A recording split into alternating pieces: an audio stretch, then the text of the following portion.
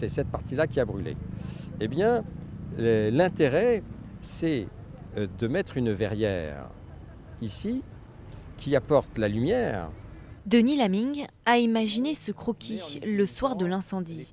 Pour Notre-Dame, l'architecte envisage une reconstruction à l'identique, du moins en apparence. Si on le refait à l'identique, ça reste qu'une copie. La particularité de son projet se situe au niveau de la toiture. Par un effet de coulissement, le toit s'ouvrira pour laisser place à une verrière.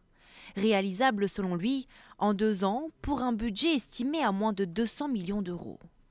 Et des idées innovantes comme celle-ci, on en compte des dizaines sur la toile.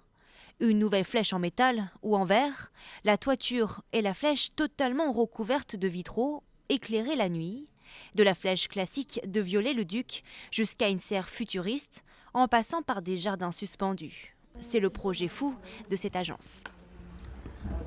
On a fait tout le passage au centre avec le jardin sur le côté. Donc on serait cerné de jardins de part et d'autre. Proposer un lieu de biodiversité et d'admiration de la géographie parisienne a autant de sens que de refaire une toiture telle qu'elle était conçue au XIIIe siècle. Alors que les architectes et designers rivalisent d'idées pour la nouvelle cathédrale, les toits de Notre-Dame sont désormais hors d'atteinte des intempéries, prêts pour la reconstruction.